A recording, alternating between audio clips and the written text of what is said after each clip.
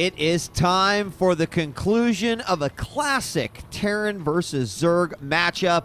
It's Game 3 for IPL Season 1 Losers Round 2. sixjaxViBE, our Zerg player, sporting the green and spawning in the west position on Mutalisk, is taking on our Terran, FnaticFenix. He is spawning as the purple Terran in the south position. Both of these players picking up a game. Fenix picking up his game on Shakura's Plateau, while ViBE picking up his game on Xel'Naga Caverns.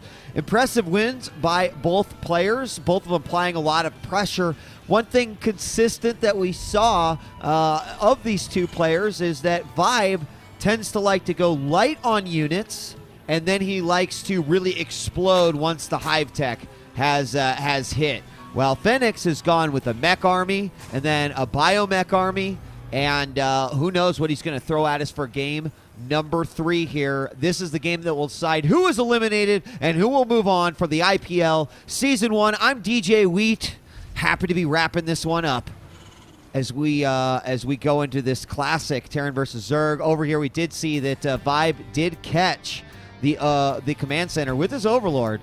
Unclear if Fenix was able to see it. I do not think that he had sent an SCV over, but we will. Yeah, I have to go back in time and see if that is what happened. Guys, don't forget, you can find out more information about our players, see other games in the competition by going to www.ign.com/pro league, as tons of great players have moved out. There's the SC. Oh, wow. SCV did scout for close positions, but did not see the Overlord. At least the second time he scouted. We do have Barracks moving out here. Tried to block I'm pretty sure that ViBE tried to block the Tech Lab from going up, but instead it did go up, and he'll probably have a Reaper go out here. Meanwhile, SCV heading on over because he didn't see that Overlord, knows that his opponent isn't there, of course, because there's no creep right there. So we'll know. I know exactly where ViBE is, no problem. Now, again, because this is a map where your opponent could spawn in 2 different locations, it's going to be a little bit more difficult to block that hatchery. Sometimes we do see Terrans, Protoss, get there in time, have expendable cash that they can put something down to try to block it. But in a situation where you have to scout your opponent, usually they're going to beat you to the expansion. So we are going to have drones transferring over as the hatchery finishes. Queen going up in both of the hatcheries. And Reaper is out. He'll quickly take care of that drone. Orbital is up as well. And just take a quick look at the income as it's just still so early in the game. 18 across the board for SCVs and Harvesters. Bunker going to go up. And is this within the vision? Oh, it's not within the vision. The Reaper is inside, but against these slow rings. Oh, going to get the surround, using that creep to get a little bit further than the Reaper. He still does not know. Oh, okay, he canceled the bunker the moment his Reaper died. So, unfortunately, just getting a little bit too greedy there, trying to get as many drones as he can. The Ling's on speed. Can do damage versus that Reaper. So that was actually a good play by ViBE. Phoenix, it was smart to obviously cancel the bunker. He didn't have any other units to throw up there. Going for some early aggression, but it was, at the cost of a Reaper. So not really that bad of an investment.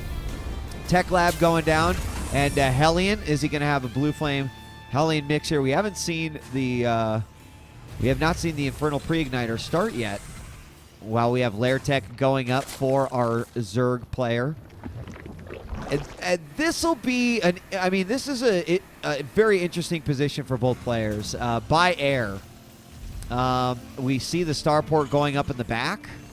I wonder if he's not going to go for Infernal Pre-Igniter and get a Banshee out of this guy. So he's going to basically save the gas that he would be spending here. Get a Banshee. Maybe the Zerg thinks that's what he's doing. Let's see if he responded with a Roach War, and that's how he responded to game number 1, and he will put that at the expansion. So that's actually a good throw-off there, as the Banshee is going to come out. Not cloak, and really doesn't need it. We'll see if he knows it's coming. Typically, you'll see like a second queen come out, possibly even a third or a fourth queen. But they also got to consider that ViBE has some good Overlord spread here. So we'll keep an eye on that Banshee as it goes out. Hellions are going to go out, but again, no blue flame. He is going to get cloak for the Banshee. Now, the good news for the Zerg player is that he is already at lair, so he can easily morph an Overseer from an Overlord to get vision. The question is what is he doing aside from lair? It looks like the, where is our Spire? Am I just missing it? Oh, hello, it's right there. Spire's right there. So Spire's the plan post-lair. Here come the Hellions. Now, there should be some roaches out right now. We have 2 roaches out. This is exactly how Vibe dealt with it in the first game. Geez, the Hellions, excuse me. It's because I think I'm saying a bad word every time. Now, the Hellions, of course, they don't have blue flame like they did in game number 1. And, of course, the roaches will take care of them, no problem. So he's going to just check on the third. In come the Hellions. 2 roaches going to immediately do some damage. They're going to have to fight in 3s here. They will roast a couple of drones. I mean, when there's 3 of them, they can still do some decent damage. It's when they're running away and they have blue flame. Oh, wow. Wow. He is going to do way more damage than I think Vibe should have let him do. A good attack by Phoenix gets all these drones off of mining. Meanwhile, we do have the command center and the orbital up, so mules are falling down. Here comes the Banshee. I'm not sure that an Overlord saw it, but out comes a Muta. Muta goes past the Banshee. Oh, there comes the Mutas, but he is going to be able to go ahead and cloak up. However, the Spore Crawler is almost done, so a very good response. I'm afraid that this is not going to be the best Banshee here. Do we have a second one? We do have a second one coming in right now. So it's already cloaked up. It looks like one. Is it going to get away? No, it will go down. However, we have one firing from the side, taking out these drones on gas. Also, this Queen's almost down. Losing a Queen would not be good. Queen does go down. And you can still see a lot of drones here, but with those Mutas out, it's going to be very hard to continuing damage with that. Lings are going to go forward, see, well, what else does he have? He sent out Hellions at me, and he sent out excuse me, hello, Banshees. You can see how much I thought there and send out some Banshees, then he can't have much in his front, and he's right. He's got a siege tank and a bunker filled with 4 Marines. So a lot of money going into that, and I wonder if that means that he's going to possibly go forward with some sort of attack. But keep in mind, that's not necessarily the type of player that Vibe is. He could possibly do some harass with the Mutas. There are some missile turrets up, a Viking as well. So that's not going to necessarily turn out to be the best. In fact, I don't even see. Here's the Mutas. But what Vibe tends to like to do is throw down that infestation pit. There it is right there. Evolution chamber going down a little bit late. But watch for the moment this infestation hits, because I think we're going to see Hive Tech come up immediately, and we'll watch that as it's about to happen pretty soon. Third base goes down. Meanwhile, a lot of racks coming out here. We could have an initial attack, and for Fenix, this is a great time to attack. He knows his opponent is not gone Hive yet. That's when he likes to throw out a lot of units. Those Infestors take a long time to build. He has 4 more Mutas coming out, 6 more Lings, and with that Viking out and all these Marines, this could be very bad. So now he might not go Hive because he's got this attack to deal with. Fenix, well, let's see what happens. Oh, he's going to siege up at the front. How is he going to be able to defend this? I don't see how he can. Right now, Roaches are going to come out. We're going to see one Queen go down. Mutas want to go in, but with the Marines and the Viking there, it's not going to be good. He could lose this natural here. He's going to have to go for it. And, he's going to bring in a few Lings as well. I think he's going to save his Mutas there. However, the siege tanks still live, but with no support from those Marines, he does manage to clean it up. A little surprised. Oh, the Banshee was attacking over here, and I didn't even see it. Okay, I was surprised that he didn't try to go after those medevacs. Take him out with the Mutas, but taking out this Banshee, expensive unit, has no cloak, and goes good night.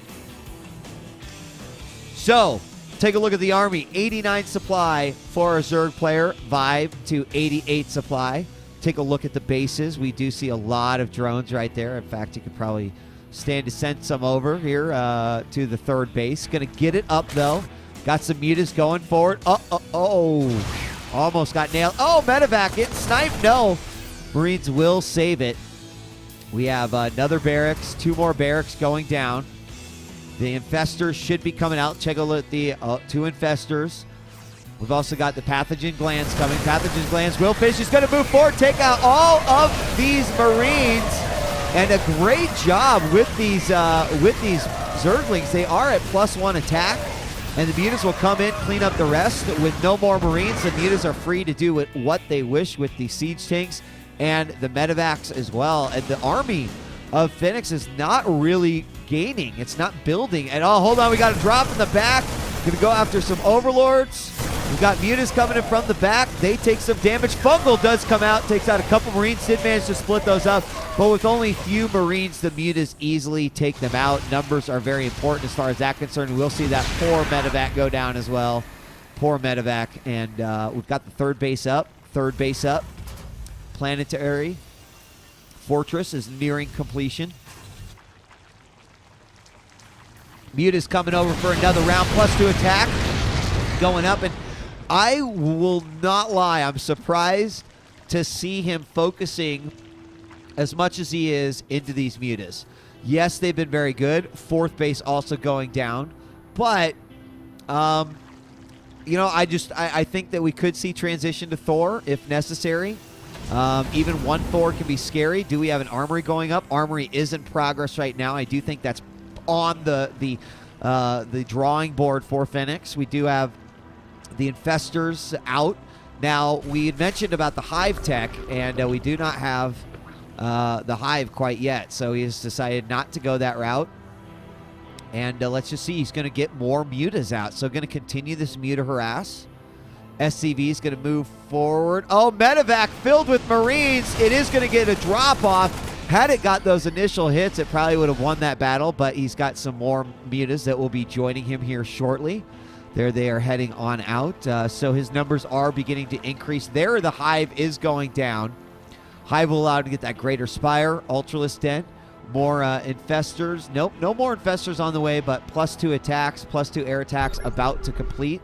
There's a scan on the main army. Got a couple of tanks moving forward. Would not be surprised to see the Terran take this spot right here. Then they could take the gold and hold off. We do have some Zerglings coming out. Not going to wait. Oh my gosh, those infestors do get a fungal on the back line. In come the Mutas doing a ton of damage here. The infestors will back off. And again, once those Marines are gone, suddenly the Mutas can just do anything that they want. You will be able to take out at least 1 medevac, possibly 2 more siege tanks. You've got to protect those siege tanks. There are no missile turrets at the front. He easily takes out 2 Marines, and there's just nothing to fight these Mutas. So suddenly Wheat sounds like an idiot because that +2 attack that's about to hit is going to make a huge difference here, as these Marines will just melt individually. Now he does want to back up. The numbers are starting to increase. But, I mean, that was a phenomenal use of 5 Mutas to do a ton of damage. However, he did have the Lings. He did have the Infestors. Phoenix right now has several tanks. He has the good medevac count. But, you know, lacking just a little bit, you know, is only on 3rd base. 4th base is up. It's going to be very, very well saturated here soon. The Muta numbers are increasing. They are getting plentiful. And we do, ooh, the gold. Now this could make a huge difference right here.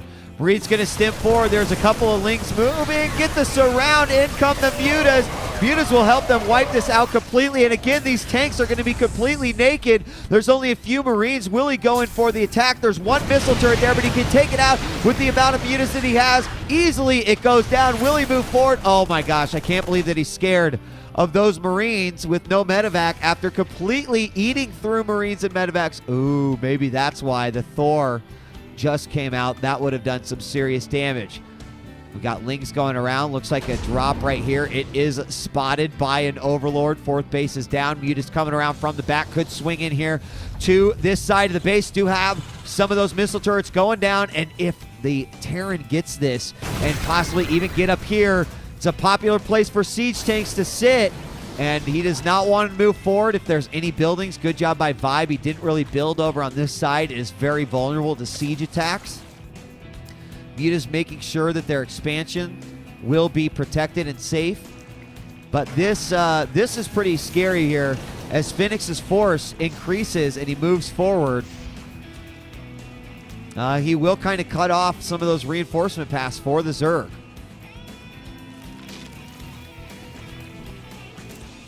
Supply 176 for Vibe, 145 for Fenix. We've got the Chitinous plating for the Ultralisk coming out. Broodlords, a Nidus Worm going down as well. Oh, here come the Mutas. Be careful. These Marines will chew through that. I wonder what he's going to do with the Nidus. There's no Marine back here. He could use this Overlord. He could Nidus over here. Not a whole lot going on. Wow, another base going up for Fenix. And I have a feeling that Vibe wants to take this gold. Okay, now the Broodlords are out, and the Broodlords are going to do an awesome job right here because all these siege tanks are sieged. Well, okay. This one siege tank is sieged. It's going to be firing on here. He'll be able to take out, yep, look at that, just going down. The SCVs are going to take damage.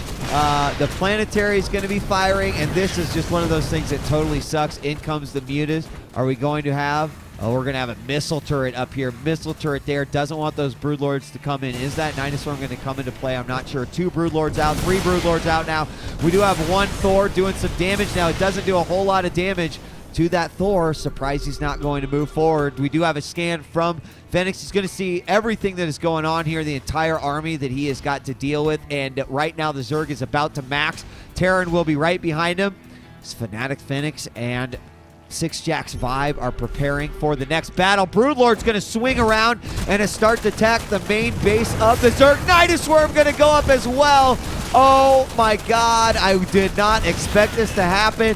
The Broodlords can protect anything from coming out. We do have some Vikings moving out, but the Phoenix will be able to take care of them, no problem. Great job using those ghosts to snipe out the Overlords. Look at the amount of damage, but we've got Zerglings coming into the base. Another Nidus Worm possibly going down.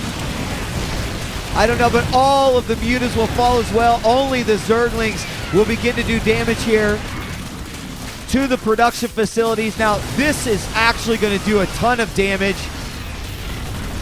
Oh, we've got now Ultras moving into the mix. He could take out, oh my gosh, he's bringing the whole force of the Zerg into the Terran base.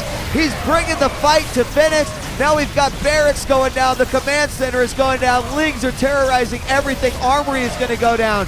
We do have just a few units left out here trying to snipe down these Ultralisks. They will go down. Oh, he's going to get a fungal off on the Ghosts as we do have a few more tanks moving out, but the Zerg army will completely devastate the main of Phoenix. How is he going to be able to come back? Meanwhile, we got more Zerglings taking out the 5th base of the Terran player. It's got another Nidus Worm coming in over here. Few Zerglings just idling here, but it looks like things have stabilized over in this base. However, this orbital is going to go down. This command center is going to go down.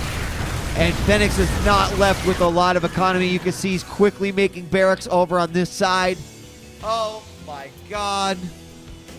That was amazing, amazing. Nidus Worm. He still has this Nidus Worm up over here too. We're with a Broodlord bodyguard. That's what made this people, I hadn't seen it till now. This is how you drop a Nidus Worm.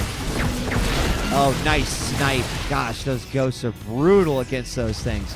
But hold on, another Nidus Worm coming out. We do have some Ultralisks. Going to move forward, easily take these out. Will they go after the Planetary? No, they're going to wait for the Nidus to pop. Reinforcements will come in.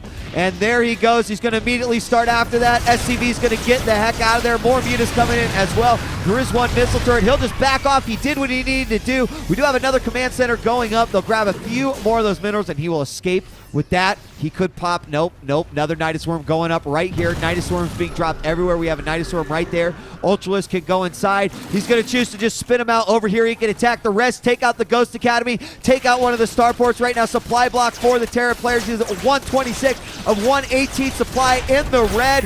The Zerg player maxed at 200, and I just cannot see Phoenix winning this. We're going to have a lot of siege tanks back here to try to reinforce and keep him from pushing out from his main into his natural. Look at the snipe. Completely devastating some of those units. Devastating. Another Nidus Worm over here.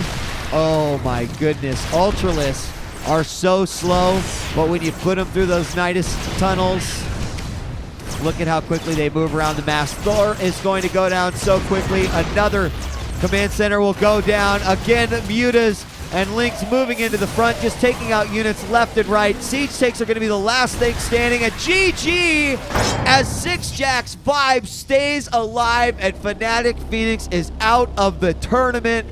An amazing Zerg player, sixjaxViBE, showing us how it's done, repping the race nicely. FnaticFenix did pick up game number 2, but sixjaxViBE winning it for the Swarm, staying alive, and we'll move on to losers round 2, guys. Thanks for joining us. I'm DJ Wheat. Make sure to come on back to www.ign.com/pro league for more IPL Season 1 matches. Peace.